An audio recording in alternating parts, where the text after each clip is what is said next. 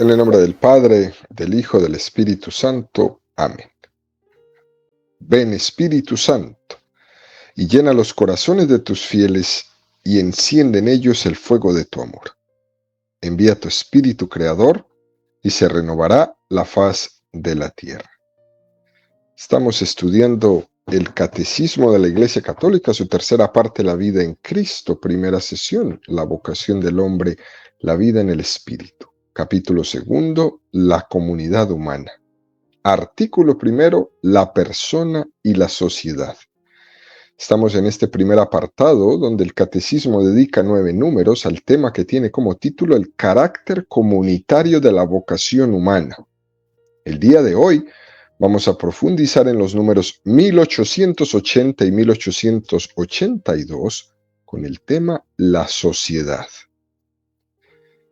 Número 1880 del Catecismo de la Iglesia Católica dice: una sociedad es un conjunto de personas ligadas de manera orgánica por un principio de unidad que supera a cada una de ellas. Asamblea a la vez visible y espiritual. Una sociedad perdura en el tiempo, recoge el pasado y prepara el porvenir. Mediante ella, cada hombre es constituido heredero. Recibe talentos que enriquecen su identidad y a los que debe hacer fructificar. En verdad, se debe afirmar que cada uno tiene deberes para con las comunidades de que forma parte y está obligado a respetar a las autoridades encargadas del bien común de las mismas. Este es un número impresionante, ¿no? Especialmente en este momento coyuntural que vivimos en muchos países en el mundo, ¿no? Fijémonos en primer lugar cómo el catecismo nos especifica que la sociedad es un conjunto orgánico. Nosotros tenemos el riesgo de no percibirlo así, por el hecho de que hoy en día se ha subrayado tanto este pluralismo, que cada uno de nosotros somos distintos, y se subraya tanto nuestras diferencias, que en cierto momento hay una gran dificultad para ver cuál es la vocación común que tenemos todos como sociedad. Se quiere pluralizar tanto que nos quedamos sin darnos cuenta de que no podemos ponernos de acuerdo. Cuando se subraya tanto lo diferente, entonces, ¿qué tenemos en común? Y es bien difícil ponerse de acuerdo. Los estados pierden el 80% de su tiempo, sus legisladores, intentando ponerse de acuerdo, porque son más las cosas que nos diferencian que aquellas que tenemos en común. Y se pierde el tiempo en palabrería, y los pueblos muriendo, lentamente, agonizando, mientras sus gobernantes están remarcando sus diferencias. Por ejemplo, no somos capaces de ponernos de acuerdo, por ejemplo, en la definición de lo que es el matrimonio. Cada uno quiere poner sus propias definiciones. El individualismo tan grande en el que estamos cayendo como sociedad es una consecuencia, entre otras cosas, ¿no?, del oscurecimiento de la razón. Esto es importante. La razón se está oscureciendo. Y se oscurece porque se ha oscurecido la fe. La fe es la que nos va a llevar a que tengamos convicciones comunes. Pero se han esforzado por oscurecer la fe y ahora se está oscureciendo la razón. Esta especie de pluralismo, ¿no?, que hemos mencionado, no es más que una manera de ocultar la falta de convicciones comunes.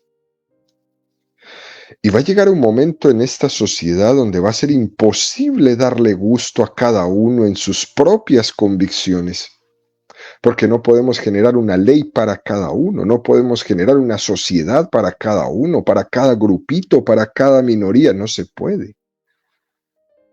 Necesitamos nosotros ver cuáles son las cosas que tenemos en común todos. Pero cuando la fe y la razón se ha oscurecido, esto es muy difícil de lograr. Solo por la fe y la razón seremos capaces de descubrir la verdad y de adherirnos comunitariamente a ella. Por eso la Iglesia sigue apostando por la sociedad, sigue apostando por el sentido comunitario de la existencia, que nosotros no somos islas, que cada uno no se hace su propia existencia,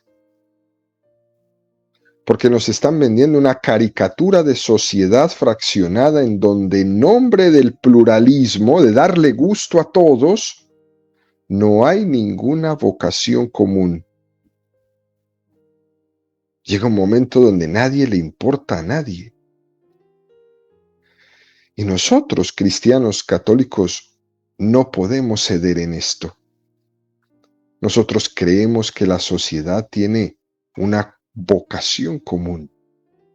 Una sociedad que es un conjunto de personas ligadas, como dijo este número del catecismo, de manera orgánica, por un principio de unidad que supera a cada una de ellas. Ese bien común es más grande y más importante que el individuo de cada uno de ellos. Esta unidad que nos habla el número 1880 del Catecismo es una unidad de origen, de camino y de destino. Qué cosa tan bonita esta, una unidad de origen, de camino y de destino. Por eso es que podemos entender cómo la Iglesia se abre a este debate mundial sobre las raíces de los pueblos e insiste la Iglesia en que se tienen que reflejar las raíces cristianas de la historia y de la cultura, especialmente en nuestro occidente, en Europa, en América. Y que no se puede pretender es que los pueblos tengamos unos vínculos de unión únicamente cuando estamos hablando de razones económicas.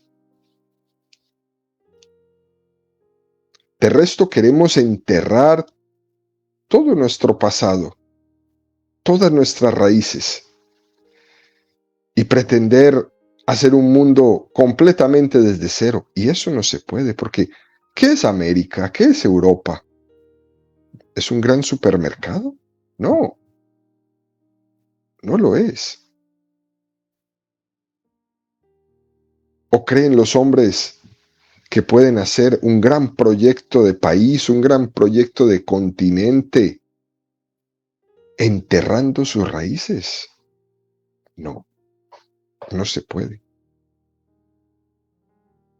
Si nosotros no caemos en cuenta de dónde hemos nacido y cuáles son las raíces de nuestra cultura para estar unidos entre nosotros, la experiencia a lo largo de todos los años de historia nos demuestra que cuando no hay valores comunes, lo que hacemos es solamente discutir sobre el dinero. Y nos quedamos como sociedad vacíos. Cuando los hijos no han recibido de sus padres la herencia espiritual que deberían de haber recibido, lo que hacen a la muerte de sus padres es discutir por el dinero. Y esto ocurre tanto.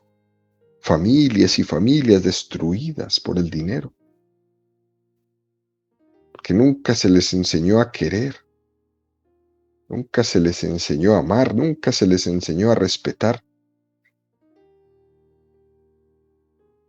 nunca se les enseñaron en sus raíces más profundas los valores cristianos de los cuales iban a tener que echar mano cuando sus padres faltaran. Y por eso se matan, por un peso.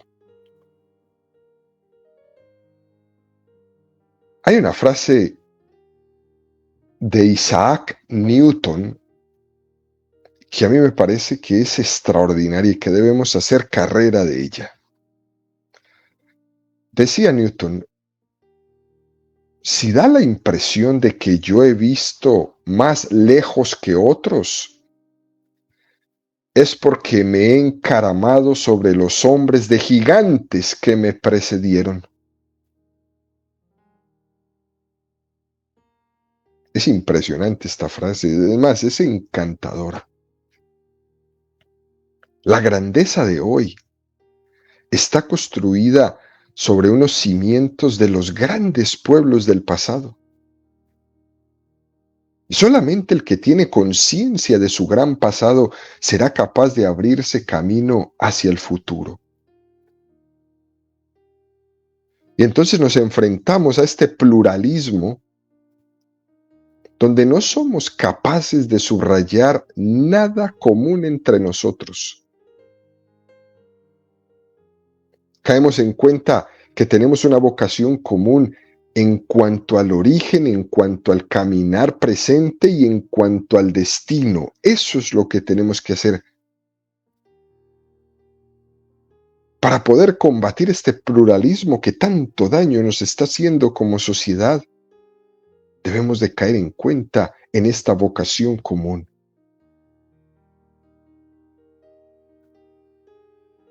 ¿Y cómo puede uno mirar esto? Bueno, solo mira, hay veces cómo nos comportamos con la familia que ha venido a vivir al lado de mi casa o en el apartamento vecino. A duras penas nos hemos dado cuenta que hay alguien nuevo, pero en ningún momento nos decidimos a dar el paso de caminar juntos. Hay veces solamente nos podemos encontrar en un ascensor y decimos: oh, qué día tan frío, pero de ahí no pasan nuestras conversaciones y vivimos por muchos años unos enfrente de otros.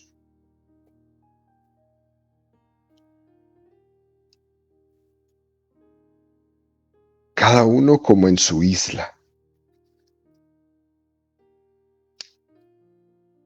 Fíjense, queridos amigos, el hombre maduro es aquel que sabe reconciliarse con su pasado, que es capaz de asumir las cosas negativas de su pasado y de reconciliarse con ellas. Entre otras cosas porque sabemos muy bien que el que no es capaz de conocer su pasado está condenado a repetirlo en el futuro. Nosotros somos hijos de un pasado para bien y para mal. Y tenemos que reconocer que lo bueno que hemos recibido ha sido gracias a otras generaciones, a otras personas maravillosas que han pasado por aquí y que nos han dejado un gran legado. Y nosotros no podemos tener esa pretensión soberbia de que el mundo comienza con nosotros, como algunos quieren pretender. Eso es un acto de soberbia. El no querer reconocer las raíces de los que nos han precedido, de mi papá, de mi mamá, de mi abuelo, de mi abuela. Y reconocer y asumir las cosas negativas que también nos han precedido para no volver a cometer el mismo error. Si uno se avergüenza de su historia, si uno se avergüenza de sus padres, de sus abuelos, de sus antepasados, lo que está es suicidándose espiritualmente. Nosotros tenemos que ver el pasado como parte de los talentos que Dios nos ha dado en nuestra vida. Dice el catecismo en este número, que la sociedad es una asamblea a la vez visible y espiritual, una sociedad que perdura en el tiempo, recoge el pasado y prepara el porvenir. Son unas palabras muy bellas estas que nos regala el catecismo. Igual que se dice que la iglesia tiene una doble naturaleza, ¿no? Humana y divina, que es humana en cuanto es el pueblo de Dios y que es divina en cuanto que es el cuerpo místico de Cristo. Así también la sociedad tiene esa doble faceta, ¿no? La visible y la espiritual.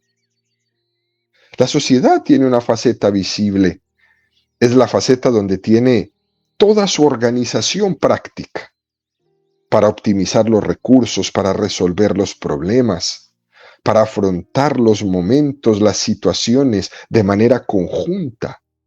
Toda esa practicidad visible de nuestra sociedad es una faceta, pero también tiene una faceta espiritual, de haber recogido la herencia que hemos recibido del pasado, los valores que hemos recibido. Esto mismo que hacemos aquí, estas reflexiones que hacemos cada mañana, no han salido de ahorita. No las podemos hacer porque nos las hemos inventado nosotros, no. Las hemos recibido de herencia, del pasado de tantos grandes hombres y mujeres que han pasado y nos han dejado esos valores morales en los cuales nosotros nos asentamos hoy.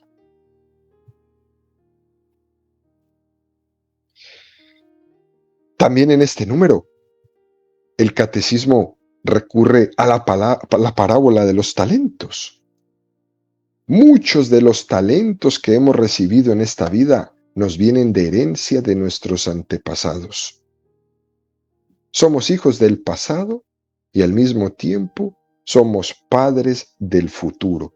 ¡Qué responsabilidad! Y es muy curioso que en esta sociedad moderna, que en esta especie de individualismo en la que estamos cayendo, por una parte nos cuesta reconocer que somos hijos del pasado, pero también le cuesta a esta nueva juventud reconocer que son padres del futuro. Y no quieren ser padres del futuro muchos. Que nuestras acciones en este hoy van a dejar una herencia a los demás para bien y para mal. Y es terrible este individualismo porque parece que nadie quiere pensar en el futuro, que es padre del futuro. Esto es todo un reto, queridos amigos, para el hombre, que tiene que entender que es un corresponsable en esta vida. Es corresponsable de todo lo que pasa en el mundo. Y esto no quiere decir que estemos añorando el pasado. El pasado ya pasó. Es más, sabemos que si uno se vuelve hacia el pasado o va hacia el futuro y no vive el momento presente, pierde las gracias que Dios quiere darle en este momento presente. Por tanto, del pasado recibimos la grandeza, desechamos la miseria y preparamos en el presente el futuro. Es una gran responsabilidad que tenemos todos. Vivir el presente, ni en la añoranza del pasado, ni en la angustia del futuro.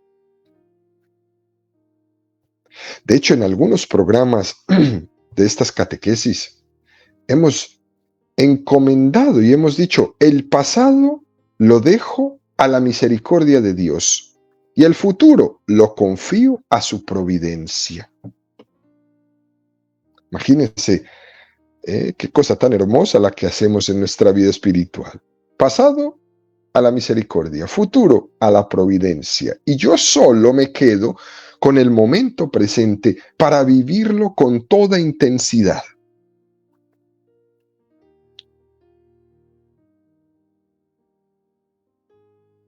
Y eso no quita que no seamos agradecidos al pasado de todo lo que hemos recibido, ni tampoco que andemos demasiado temerosos hacia el futuro. El futuro lo dejamos en la providencia. Pero yo me dispongo a caminarlo con toda intensidad en el presente, recibiendo, acogiendo todas las gracias que Dios me quiere dar en este momento de la historia, para ser artífice, padre del futuro.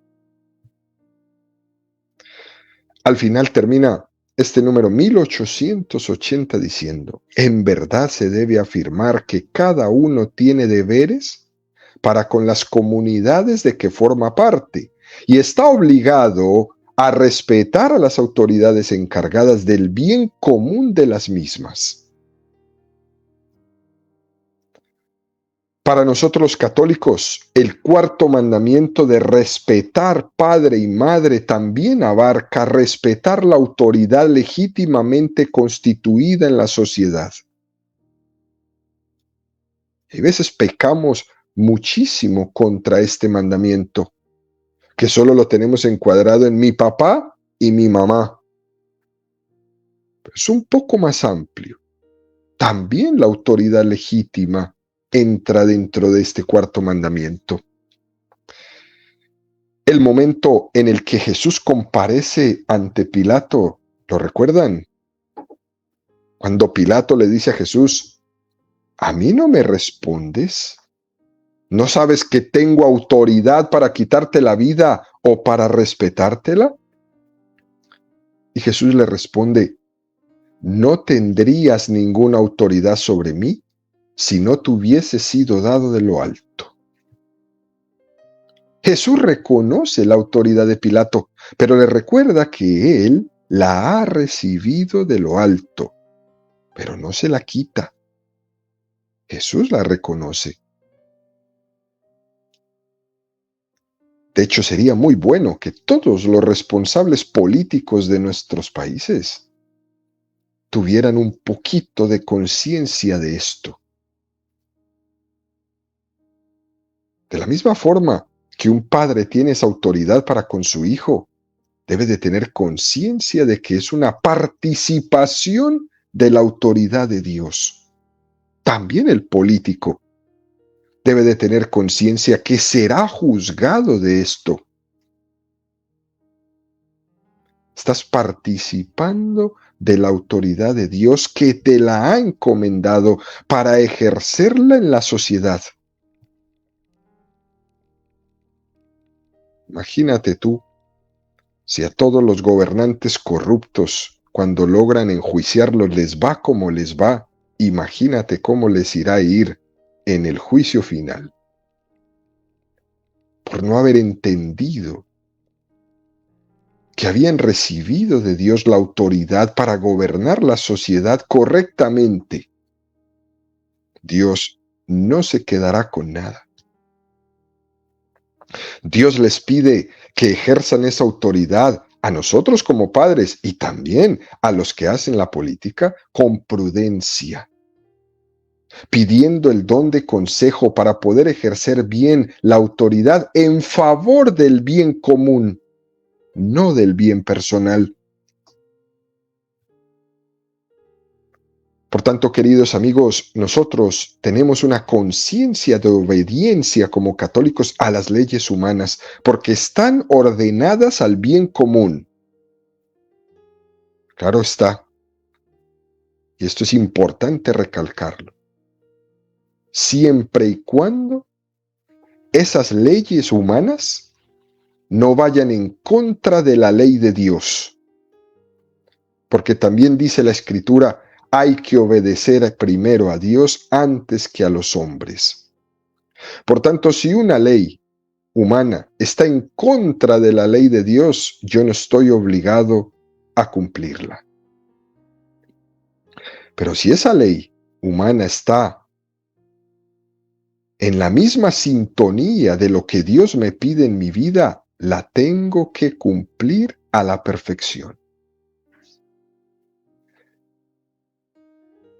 Dicho esto, damos un paso más y el Catecismo nos presenta el número 1881 que dice: cada comunidad se define por su fin y obedece en consecuencia a reglas específicas. Pero el principio, el sujeto y el fin de todas las instituciones sociales es y debe ser la persona humana. Es un número impresionante que no le gusta mucho al comunismo.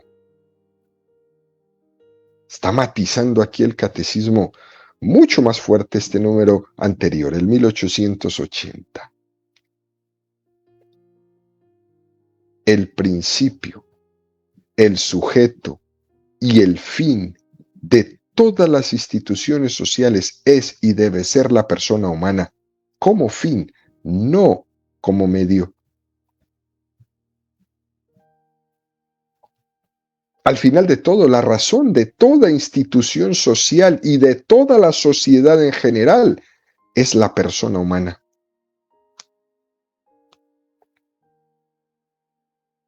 Y esto nos tiene que llevar a nosotros, queridos amigos, a desenmascarar todo tipo de fundaciones, de ideologías, de sociedades que nos quieren vender con ese estilo utilitarista de la persona humana, donde la persona humana se presenta y se usa como una cosa, y una cosa desechable. Úsese y tírese. Nosotros, cristianos, tenemos que desechar totalmente este tipo de pensamiento, convertirnos en defensores de la persona humana.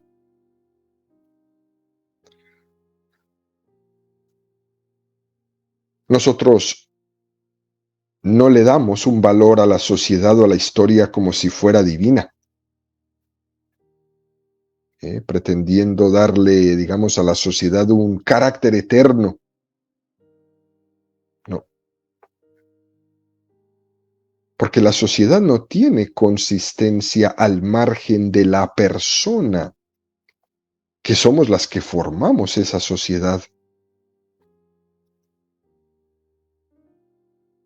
Esto hay que insistir mucho. Defensa de la persona en todo. Al final de toda esta vida, cada una de esas personas tiene el mismo destino. Un destino eterno en Dios. Nuestro gozo será en Dios. No será individualista. En el cielo, todos alabaremos a Dios en la iglesia celeste. Es decir, en el cielo también tendremos ese sentido comunitario, con toda la asamblea de los santos alabando a Dios. Ese es nuestro destino común y ese es nuestro destino final.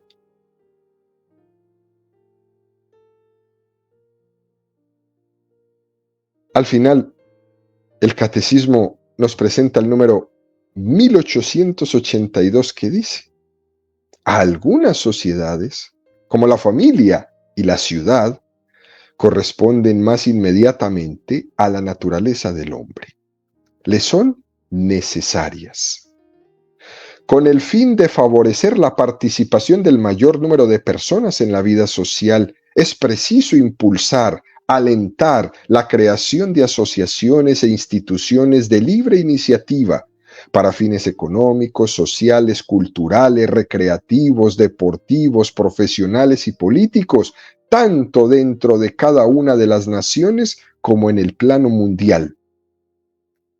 Esta socialización expresa igualmente la tendencia natural que impulsa a los seres humanos a asociarse con el fin de alcanzar objetivos que excedan las capacidades individuales. Desarrolla las cualidades de la persona, en participar su sentido de iniciativa y responsabilidad, y ayuda a garantizar sus derechos. Qué número más hermoso este que nos regala el catecismo. Es un paso más, ¿no?, a la explicación de este carácter social del hombre. Y usa la palabra maravillosa, socialización. El catecismo distingue aquí que aunque todos tenemos vocación social, hay realizaciones concretas que son más de derecho natural que otras. Y entonces nos presenta la primera, que es la familia.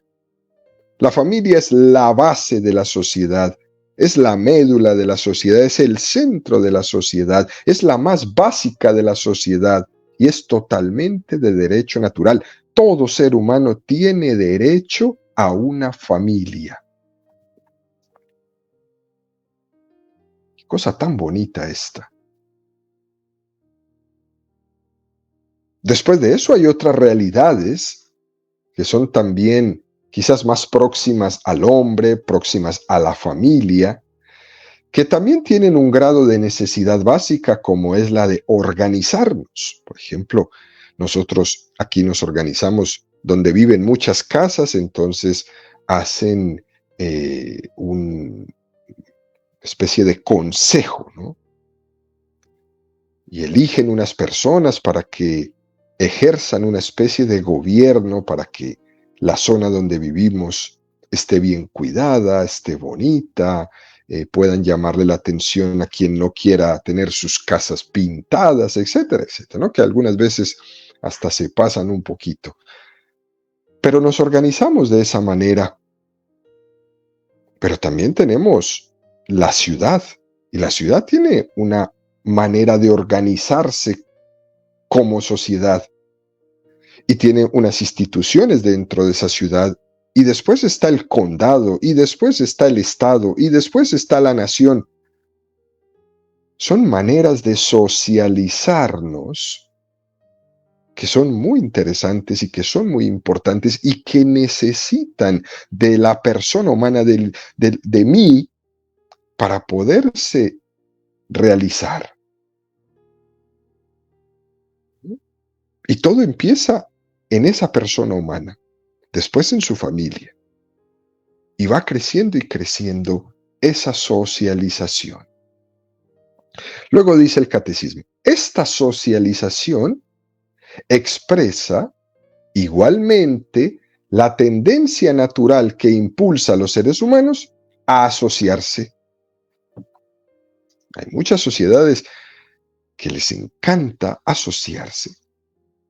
Un hombre maduro y un cristiano todavía más tiene que tener esa prontitud a esta socialización.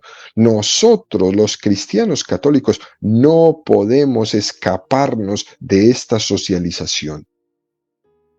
Nosotros lastimosamente estamos experimentando una tendencia muy fuerte a decir, yo no me voy a meter en eso porque yo no quiero problemas en mi vida.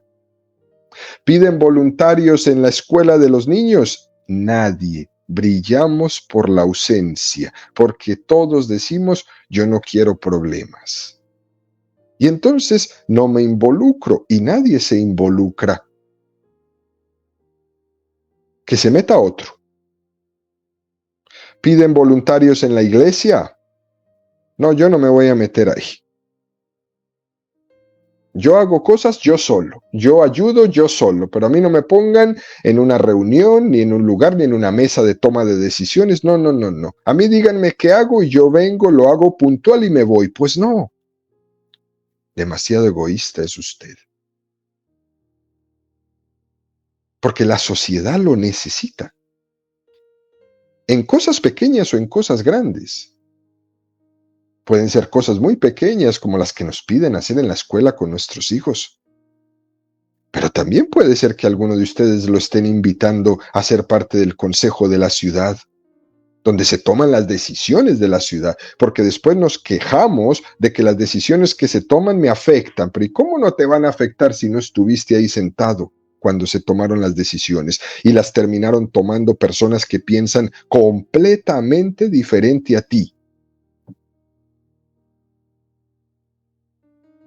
ya no me puedo quejar y lo único que hacemos es ponernos la mano en la cabeza y decir, oh, ¿qué está pasando? Está pasando que tú no te socializaste, que tú no te involucraste, que tú no fuiste corresponsable en tu sociedad y por eso se quiebra. La tendencia es a huir y la necesidad es a socializarse. En la medida en que nosotros los cristianos católicos no asumamos esas llamadas que nos hacen a estar presentes en esos organismos de socialización familiar, ciudadana, estatal, si no nos involucramos en esos órganos, personas que no tienen valores, criterios cristianos, van a estar tomando la cabecera, van a estar tomando las decisiones, van a estar eligiendo por ti y por mí también, con los valores completamente diferentes a los nuestros, incluso muchos de ellos antisistema y de desorden, y nos vamos a sentir entonces que estamos siendo incompetentes, que estamos siendo aplastados. Hay que involucrarse, hay que socializarse, no hay que escaparse, hay que desarrollar las capacidades en esa socialización, como dice este número del catecismo. Tú has recibido de Dios unas capacidades que si no tienen un lugar concreto en donde expresarlas, acaban por atrofiarse esas capacidades. Y el que se hace daño al final soy yo. El hombre desarrolla sus cualidades en la medida que las pone en juego, que las pone al servicio, en la medida que se pone una serie de retos. O al contrario, cuando uno por no quererse meter en líos se aísla, se mete en su proyecto individualista, egoísta, no solamente deja de enriquecer a la sociedad con todos los talentos y capacidades que tienes, sino que yo mismo me empobrezco. Qué tremenda responsabilidad nos regala el catecismo en esta mañana. Nosotros tenemos que involucrarnos socialmente en todo lo que se nos pida, para poder como cristianos combatir esta tendencia individualista, egoísta, tan fuerte que la sociedad nos quiere meter. Por tanto, queridos amigos, además de ayudar a desarrollar nuestras capacidades, tenemos que pensar que también nos ayuda el involucrarme a garantizar nuestros derechos.